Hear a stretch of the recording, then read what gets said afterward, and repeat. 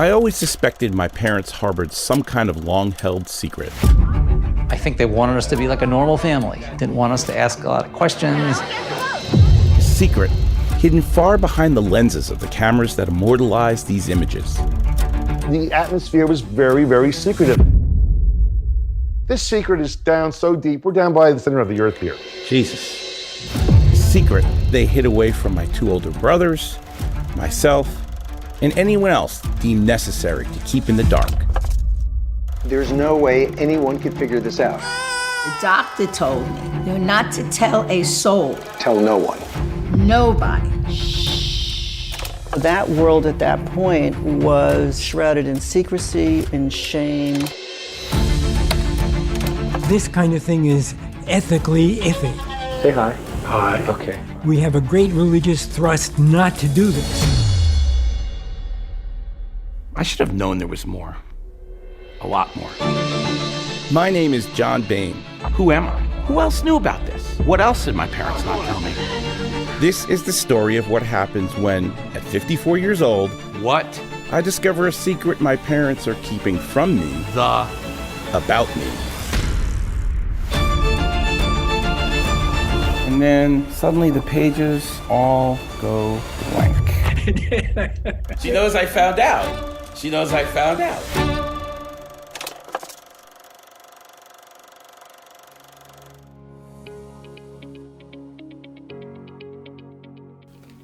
Welcome to the Delighted Customers Podcast. I'm your host, Mark Slayton, and I'm so glad you're here.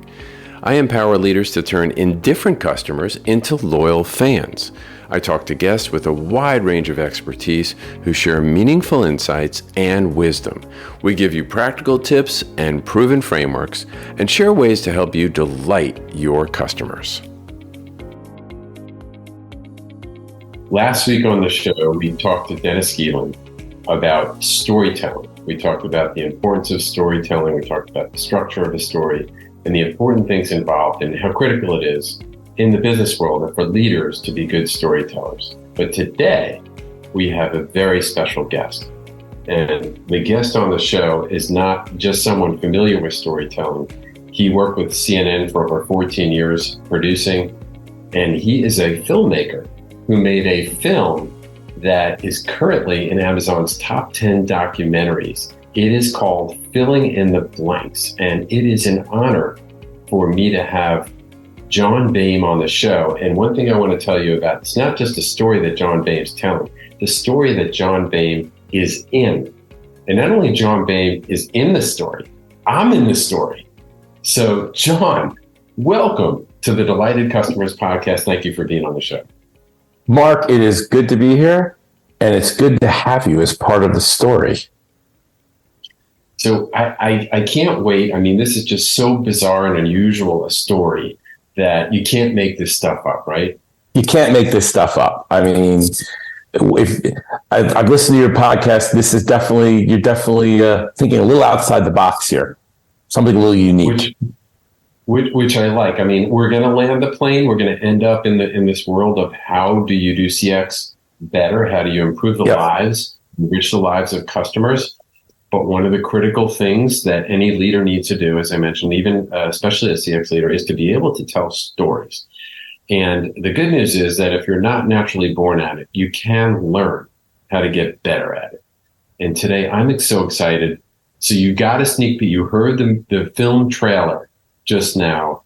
John, do you want to share a little bit and reveal a little bit about how we met? It's complicated, but we'll do it. Let's go. So, all right. In 2018, I was at dinner with my dad and a couple of his friends. He was turning 92, and they were talking about taking, of all things, a DNA test. Some of these people were in adult education classes at the University of Miami. So, this is older people in Florida, and I'm visiting. And they started talking about taking DNA tests. And I said, gosh, I really want to take one of those DNA tests. I really would like to learn more about my heritage, because my dad's mother, my paternal grandmother, was adopted. And I thought, well, who knows what's in there? You know, who knows what's in the bloodline? So I said, I want to take one of those tests. And my dad looked at me and he goes, I don't want you to take that test until after I'm dead. So the whole table looks at him like he's having some kind of a moment. And I thought he was kidding. And I said, no, really, I'll take it. I want to find out, what Nana's, what's in her heritage. I said, I don't want you to take that test until after I'm dead. So I realized at this point he was pretty serious. And of course, the people at the table were looking at him like something's wrong with this guy. Cut to the next day, I'm taking a DNA test. Cut to maybe a month or so later, I get the results back. And I find out I'm 99.7% Ashkenazi Jew, and I don't think about it anymore. I never told my dad I took a test because he was so weird about it. About a year later, I was watching the Oscars. So we're in 2019 now. It's Oscar night. And I'm going to my DNA page, and I'm almost ready to just cancel the account. There's nothing there. And this little button says, check your DNA relatives. Click here. And so I did, and there was this warning that told me, be careful. You never know what you could uncover. There might be family information you don't know about. And I'm thinking, yeah, and I just flew in from Montana today, and I sat at the emergency exit of the airplane, and I didn't have to open the emergency exit at all, even though they warn you might have to open the door if the plane goes down. So I, figured I'd be playing my odds pretty safe. So I clicked it. I clicked see your DNA relatives, and I got that little spinning hourglass. And the next thing I know, all these names pop up. And one of the names was yours, Mark. It said Mark Slayton, half brother. Now I know at that time, I know no Mark Slayton. Maybe you did, but I didn't. And a bunch of other names came up. 4 or 5 other names came up. Half sister, half brother, another half sister. And I thought, well, okay, obviously there's some kind of mistake here. So I got on my computer and typed, how accurate are at-home DNA tests? And when it comes to family lineage, they're pretty accurate. If you have a lot of different heritage, it can change. But people who are like half brothers, full siblings, parents, up to first cousins, even the at-home ones are pretty accurate. So I didn't know what to make at that point. So that is the beginning of the story. The next day, I get a message on the interface, the test interface. Just like Facebook, you can send messages privately. You can do that also. In this case, it was with 23andMe from one of the half siblings who was a sister. Her name is Sharon. And it said, hi, John, I see we're related. If you'd like to know more about how we're related, just let me know. I respect your privacy. Enjoy your journey. Now, I'm scratching my head because I'm thinking, what journey is she talking about? At this point, I'm thinking maybe my dad had like affairs around the time I was born, because everybody who was on the DNA test, or everybody who was popped up as a half sibling on the test results, were within, 8-10 months of my age. So I said, yes, tell me, because I figured at this point I'm going to find out that her mother had an affair with my father. And this is going to blow some things open. Right. And she wrote me back a very, very interesting response that really I did not see coming. It was one of those curveballs. And it said, one, I know your biological father. So I'm like, I didn't know Sharon knows my dad. And then 2, it said he is an 86-year-old at the time, an 86-year-old former OBGYN who lives in Nevada. And I'm thinking, this is getting weirder. And then it goes on to say he was a medical student who donated sperm for couples who were infertile. And everything connected at that moment. The dots all connected. No wonder he didn't want me to know. No wonder he didn't want me to take the test, because he didn't want me to know that he was not my biological father. I learned that he was incapable of having children. I have 2 older brothers. They have since taken the test, and they have half siblings. Like most of the people, we were all born at the same hospital for the most part. I don't know if you were, but I know I was born at Mount Sinai Hospital in New York City, as was many of our siblings, and many of my brothers who I was raised with, their half siblings, they were all born at Mount Sinai Hospital. So I knew this was probably not some kind of catfishing expedition, because nowhere on the internet does it say I'm born in Mount Sinai Hospital in New York. And I quickly put it together and realized, oh, the man who raised me is not my biological father. I was 54 when I found this out. So decades had gone by. And I'm thinking, what's going on? Why wouldn't they tell me this? And thus began the beginning of a long and interesting journey. Yes.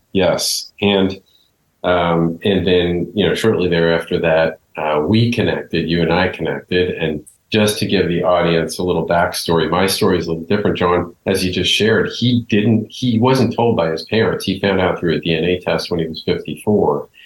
I was told by my mom when I was 19. I was a college student at the University of Maryland in College Park, and I had a small procedure to remove something from my scalp, and shared with my mother that they were interested in dad and mom's background medically, and went back for winter break. And then she told me late one night, and she said, you remember when we were trying to have, not what you remember, we were trying to have children, your dad was shooting blanks. And what does that mean? How did I even get here then? Like you said, was there an affair or something like that? And she said, no, my brother had told me about something he saw in a newspaper that was artificial insemination. And that's a similar story. That's how I got, she went through, I think it was a second try, in the same doctor in Manhattan. I was born in Bronx Hospital. Just that's where the OBGYN had the connection. But same thing. She told me that it was a resident doctors in Mount Sinai that were donating, and I didn't believe her because it just seemed too far-fetched. Never did I imagine 37 years later that I would find out.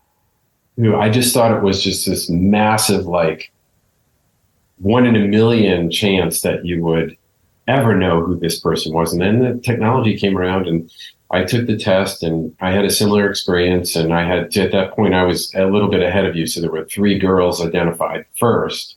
And then there were some familial children that had from marriage, part of the family that had tested that were also popping up there. So, but you decided to turn it into a film at some point. Mm-hmm. So what, I don't want to talk so much about all the different layers of complexity that go into our story and what made it so. Is it the common threads that were true for the fathers, the non-biological fathers, and so forth? But at what point did you just say, I'm going to make a film about this?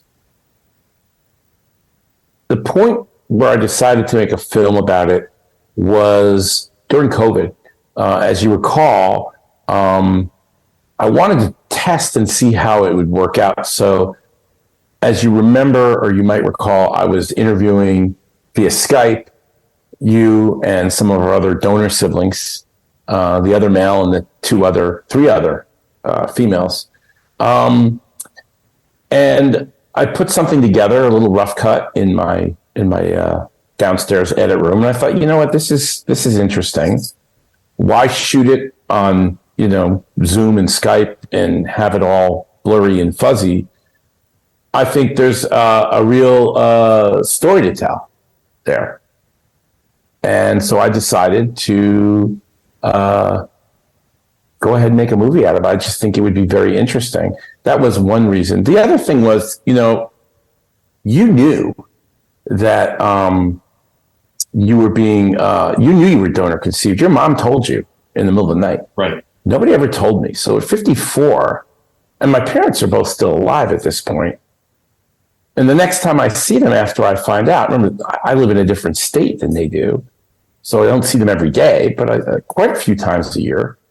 I'm looking at them a little differently, and it's a little bit of a shock when you find out that your parents have been keeping something so quiet and secretive about you, and basically you're their biggest secret. And you have to process that a little bit. And I think that making this film really helped me process it. It was totally a cathartic experience. The backdrop of our charmed suburban life was this house in South Orange, New Jersey. So much was so good, yet something didn't add up in this accountant's home. Twinkle, twinkle, little star. Today, I wonder, what secrets were shared within its walls that I was never privy to? What does the house know that I don't? So let's focus in a little bit more on the storytelling process itself. You had a story to tell. You did kind of a exploration / investigation because really the DNA test, like you said, it was just like sort of popping the lid off the can. And now you're going to find out, kind of as Paul Harvey used to say, the rest of the story.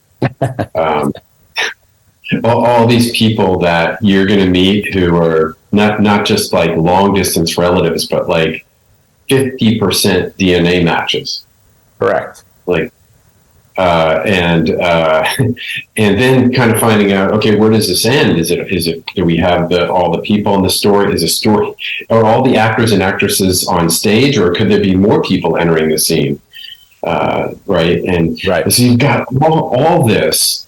How do you talk through us? How do you begin to collect, for lack of a better word, and I'm using a CX term here, data? How do you collect the data you need to tell the story? You mean actually? Yeah. A lot of that is you got to look for what I call almost like the emotional spikes. What are the moments? What are the moments that really hit me that I believe will resonate with an audience? Example one, once I decided I was going to make this film, I started recording conversations with my parents, unknowingly to them. And I even asked my mom, who was suffering from dementia, why didn't you tell me that I was donor conceived? Why did you why'd you keep this secret? And it took a little while because she was, she wasn't cognitively great, but when she finally clicked in, she just told me because it's none of your business. So I thought, well, gee, that's kind of an odd thing for a parent to say to a kid, to their son in their mid-50s about why they never told them their origins. And I thought, well, that's a good emotional moment. I have that recorded. And so I put that in. I also enjoyed and found it very interesting to resonate. I also enjoyed talking to you guys, meaning you and our other donor brother and the 3 donor sisters at the time, about their experiences and some of the things they told me. For example, your mom said to you, your dad was shooting blanks. I think when people just heard that now, it caught their attention. So that's another thing. And I line all these things up and then try to tell them in a linear way, as linear as possible. So it kind of started with this, started with that, started with this. And what I'm doing is I'm getting the ingredients. Your mother telling you, our donor sisters' mothers telling them. One of our donor sisters' parents didn't tell her, and she didn't find out till after they died, and how everybody reacted. And so I have all these things.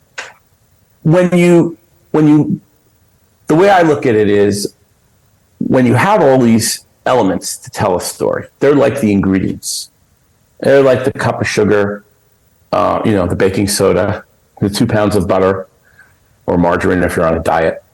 And what you have to do is you have to take those ingredients and actually make them, create almost like a dish with it. So there's the substance, and then there's like the art of it. And you could take a recipe of anything, chocolate chip cookies, flan, whatever, and have two people make it, and it could taste different because different people do different things when they're creating it. So the ingredients are like the tangible points, but the art of it is actually baking it, creating it, and making it and serving it as a dish to eat, and how you present that dish too. So it's style and substance. The substance are the facts of the story. The style is how do you weave those facts together? How do you tell those facts in such a way that it then becomes a story? Something with a beginning, a middle, an end, an arc. Yeah. So let me pull out one of the gems. I'm sure we'll pull out multiple ones, but one of the ones that you said was you're using this analogy of ingredients and baking, and everybody can have the same ingredients, but not make the same great tasting cake or whatever it is you're cooking, right? Yes. So, and there's both an art and a science to that.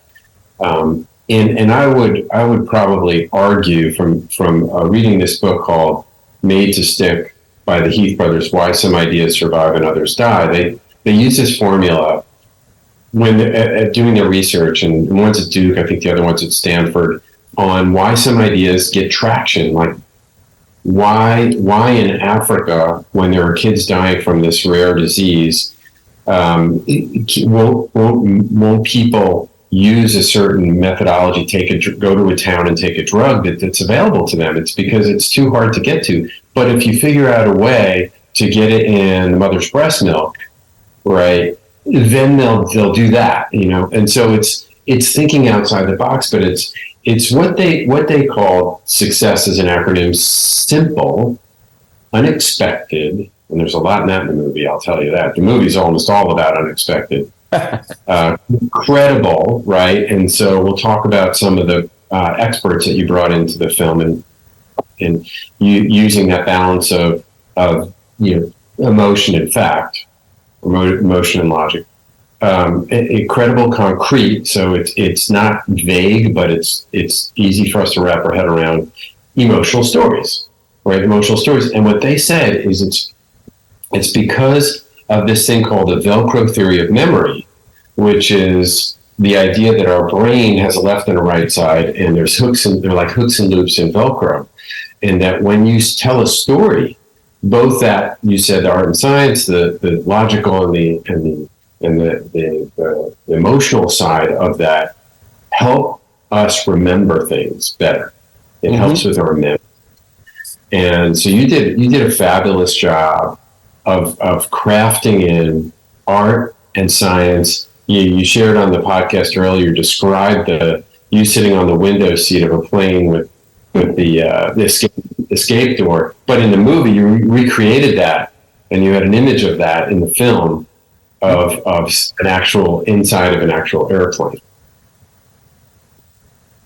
Please note, you may discover unexpected information in DNA relatives. Though uncommon, unexpected relationships may be identified that could affect you and your family. You know what else is uncommon?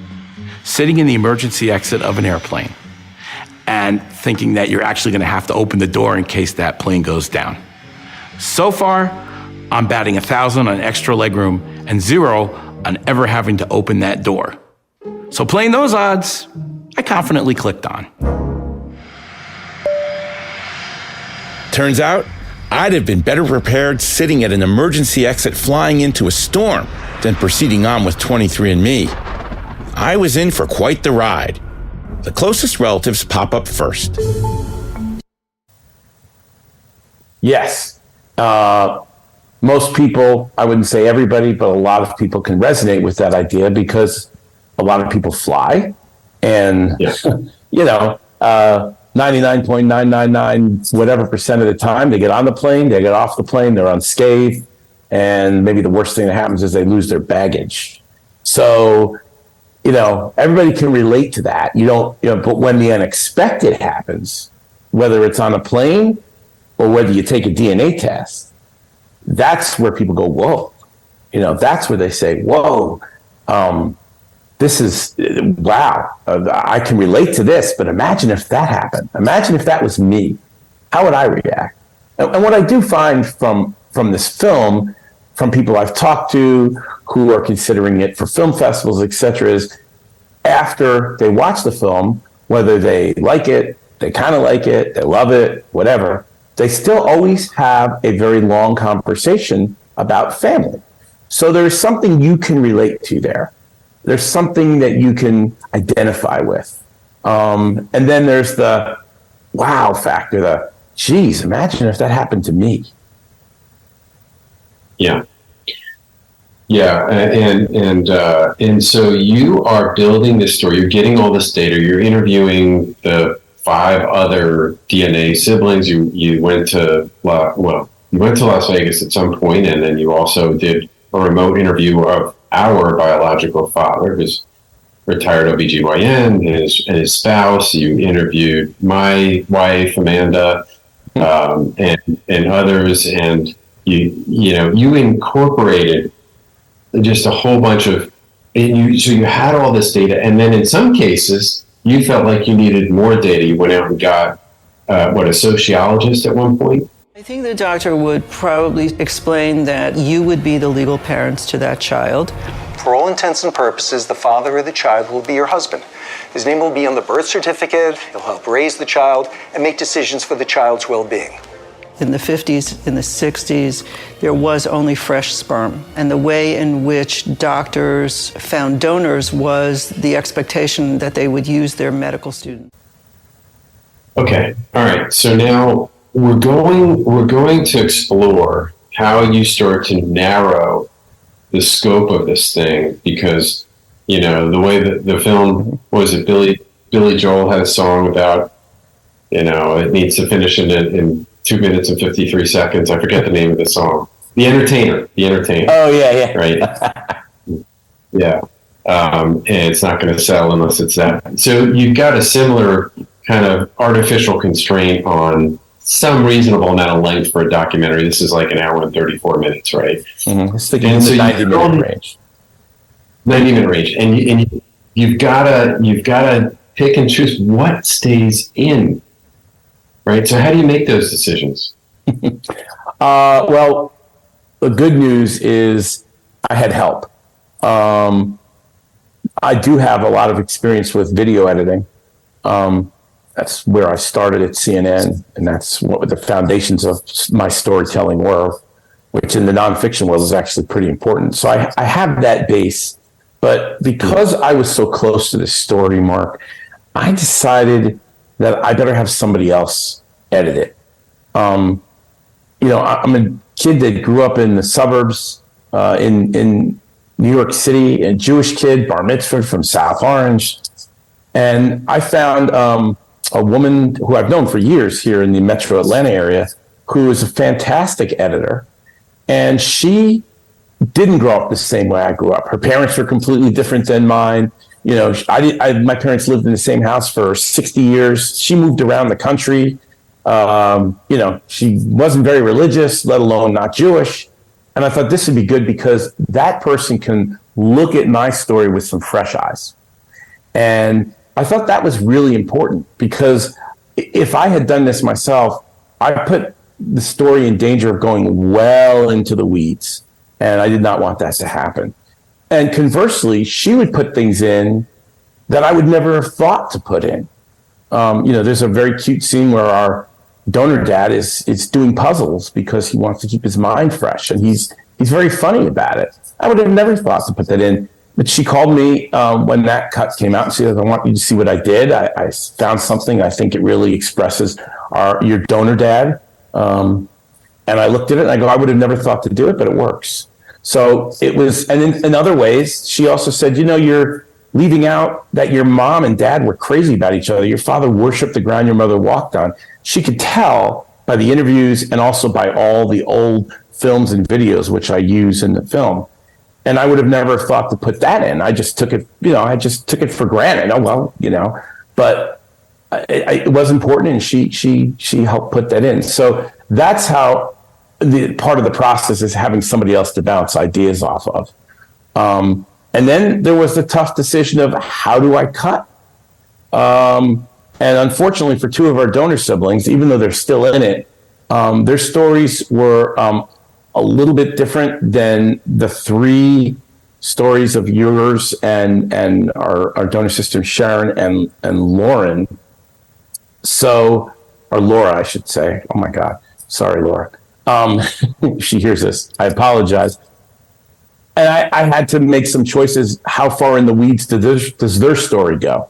And so to keep this thing close to 90 minutes, I had to chop out a little bit of them. Not too much, but enough just to keep the story moving forward, because it was starting to get into the weeds. You know, I didn't need to leave in that David's dad had emphysema, which I had in there, and I realized, well, this isn't really important to the story. I mean, it's important to David, but it doesn't help. So there is a process of bouncing ideas off of people. There's a process also of not watching it for a couple days and watching it with fresh eyes. That helps you say, this isn't resonating with me the way it was the other day, or this is resonating more than it was the other day, so I think I'll keep it in. And that's my process. That's at least as best as I can describe it. Yeah, and let me double tap on that one too, because there's another gem in there. Okay. Is when you are so close to the, we'll call it data here, the raw material, the content, the findings, in the world of customer experience, it's usually data from customer sentiment or operational data around customer related activity. So you're trying to create a story. Maybe you put a draft together of what you're thinking, and then to John's point, and I found this very much to be a good pull away from it for a couple of days, get your mind on something else, and then come back to it yourself with fresh eyes. Right. Yeah. Right. That's and definitely. also what you left out, John, was that you also had more than just your editor review parts of the film before. Say more about that.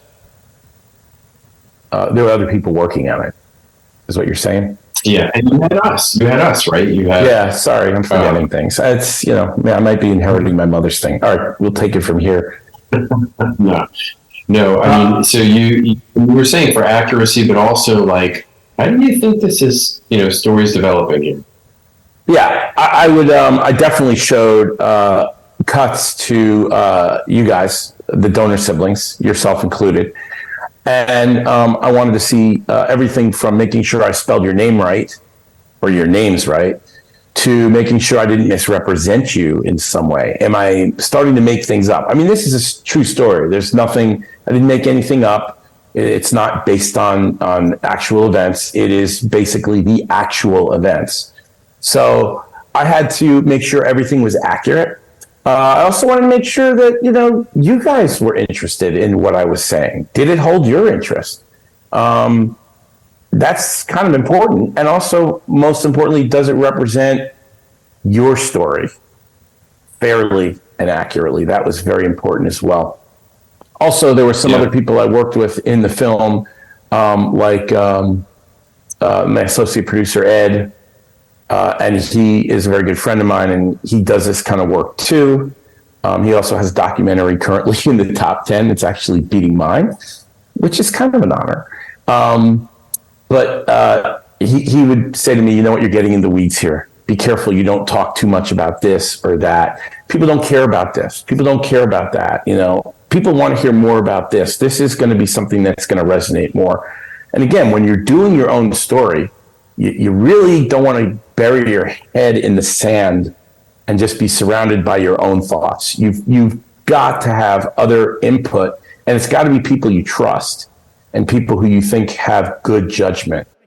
Take my mind off having children. So I tried out for game shows, and I got on one. These are $3,000 winners, Mrs. Harriet Bain and her partner, Buffalo Bill Vogel, competing for a salary of $500 a day on Who Do You Trust? Now, here's the star of our show, Johnny Carson. She was on for 2 weeks. She won $5,500. She got enough money to get the automatic garage door opener. Welcome to Who Do You Trust? We have another time. That's what she told me. She did with the money. Have you been out spending any of it at all? No, not yet. Haven't spent her cent? No.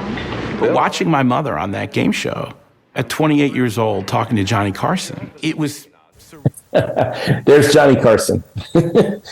And then there's Johnny Carson. How did the Johnny Carson clip get in? There was an old family story about my mother being a champion on a game show. And her story was the doctor told her that she was too nervous to get pregnant. This is what she told me. And that she had to take her mind off of getting pregnant. So she lived in the New York area. She tried out for game shows, and she got on a game show with Johnny Carson.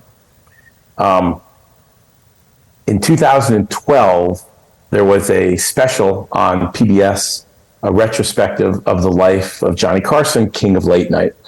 And my mom was watching it, and she saw herself and goes, "Oh my God, they used my game show clip. They used my game show clip." She called me up, and in my city, in Georgia, in Atlanta, it ran maybe the day after it ran when she saw it in New Jersey.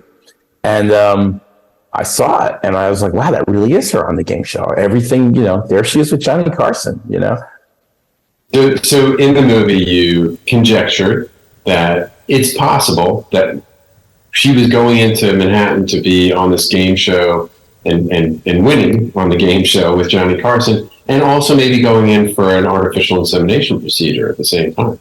I would say it's more than likely that happened, because when you look at my oldest brother's birthday and you figure out the conception date, it's right during the time she was on the game show. She was champion on that show for 2 weeks. I mean, she was like a trivia master.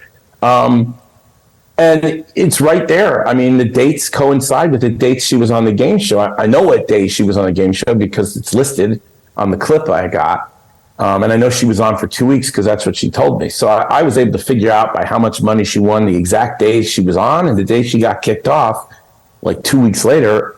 She said 2 weeks. It was really 11 days. But anyway, I could figure it out, and it coincided exactly with the dates that my brother would have had to have been conceived. It was really 11 days. But anyway, I could figure it out, and it coincided exactly with the dates that my brother would have had to have been conceived. Yeah, and in the film, John uses, again, like a use of a visual, recreating the scene with this digital countdown for babies when they going back 9 months, and you see, here's how the math works, calculator. And I want to pull out another gem here of what you just shared as it relates to the business world, as it relates to storytelling in business, and that is show if you can rather than tell, right? Show. If you have data that suggests that this group of clients are unhappy about this particular journey they're taking, that's one thing. You can show percentages, number, quantities, operational data. That's one thing. But if you can show a video clip of a customer sharing their story about why this creates friction for them and show that to the executives, that's a much more compelling and emotionally connecting story, right? Oh yeah, absolutely. So, and you sort of do it in a revealing way. I know the day she was on the game show, and then I said, so I went to whenwasiconceived.com and put in my brother's birthday, and it pretty much matches the days that she was on the game show. I mean, and you're like, oh. Films, you mentioned like roughly 90 minutes. How many hours of 90 minutes, how many hours of film did you actually have? Well, technically I had no film, it's all electronic, but I had 20 hours of video shot. Okay. Roughly. 20 hours. So 1/20. That doesn't include, maybe 6-7 hours of home movies plus yours, plus our donor brother David gave me some home movies. So yeah, I mean, there was at least 24 hours of footage to go through. So of all the film you took, you used certainly less than 5% to make the movie. Yeah, that's actually pretty high. Most movies do a lot less than that. It's usually 2 or 3%. And it's because you're so experienced. But now you're going to add her back in. So that's a great illustration for someone thinking about storytelling, to say, if all you're thinking about is, I got to narrow it down, I got to whittle it down, I got to get it down to this size, then you could lose some storytelling value, the value of what you're trying to get across, the impact. Mm-hmm. Tell us what went through your mind in including her, adding her really into the story as viable film minutes.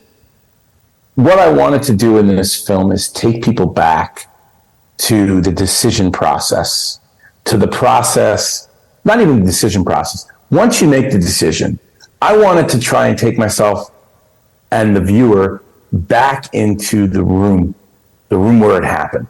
I mean, it's obvious what the doctor's going to do to the patient, and I didn't want to get into, all that. I can't think of the word, but it'll come to me in a minute when it's late. But anyway, I didn't want to make it so dramatic to add that kind of drama of the actual process. But there is a decision process. And I wanted to go into the decision process. And the best way to do that was to talk to somebody who had experience that could say, this is what happened when your parents went. They were told this. They were told that. They were told not to tell anybody anything. Tell no one. And I think that sort of helps the story. You think, well, I'm getting an expert in, I'm just going to get facts and figures and boring numbers. But no, that's part of the story. Part of the decision-making was everything from what your child will look like. Well, the husband has dark eyes, so we're going to look for a donor with dark eyes. Don't tell anybody, because it can ruin the child's, I don't know what they were thinking, but they just figured it wasn't a good idea to tell the children ever. So it was a secret. You don't tell anybody, you move on. Plus, there were some legal issues. Legally, it was sort of a gray area. And she said, when you asked me about, you were relating that story about your medical condition and what the doctors were asking about your history, medical history. And I said, yeah. She goes, well, around the time you were born, we were planning on having a family, but your dad was shooting blanks. And I'm like, what does that mean? And those were her exact words. Those were her exact words. When she told me, the very last thing she said was, don't tell him, my dad. He told me not to tell you. Eventually, Mark's mom did mention to his dad that she had told Mark about the insemination. So from the early 1980s until his dad's death in 2016, more than 30 years, Mark knew the secret. And his dad knew that Mark knew. Because that isn't something you tell someone on the first date. Back when he was 19, he finds out his father is not his father, and that they never speak about it together, even though they both knew. It just was incredible. So you never talked to him? Did you ever think about it? Did you ever think about saying something to him? I did start to think about it in his later years. His health started to fail. He went on dialysis, and I considered saying it, if nothing else, to thank him for the selfless thing that he did. I was torn because I wanted to thank him for giving me this gift of life, but at the same time, if it made him feel bad and feel ashamed of something that he obviously chose for 50 some odd years not to bring up, that I didn't want to be the first to bring it up. One of the things I learned as I went through this experience, it wasn't just about me finding out that my parents were keeping a secret from me. It was about that they struggled to have children. And that is drama in itself. So I wanted to explore that drama and see what some of the likely things were that might have happened as they were going through their experience in their struggle to have children. Well, I, for one, am incredibly grateful for making the movie. It lit me up to see my wife in the film. And in particular, it lit me up to see my father, who was an entertainer as a second job, and then in retirement, he loved to entertain, and he passed away 6 years ago, and he kind of got his 15 minutes of fame posthumously, thanks to you. So thank you, my brother from another mother.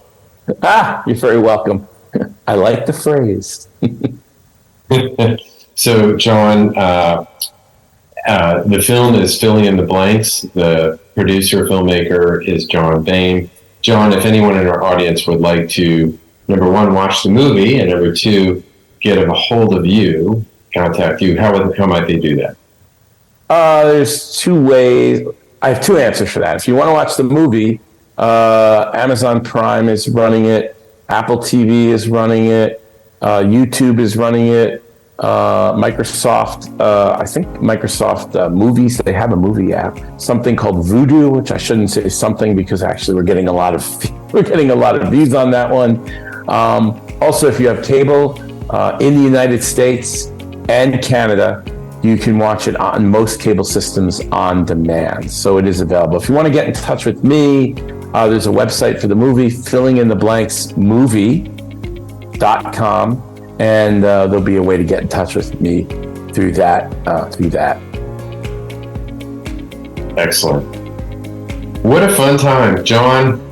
We gotta close, bring the curtain down. Pardon the pun here. But thank you so much for being a guest. Hey, it was fun. Had a good time. Thanks, Mark. Thanks for listening to the Delighted Customers Podcast. I'd like to ask you a favor. If you have enjoyed this episode or any of my other ones, hit subscribe or follow. I've got a lot of other great guests that are coming up and a lot of other great content, and I don't want you to miss anything. You can find any links or references on the show in the show notes, and you can find those on my website at empoweredcx.com.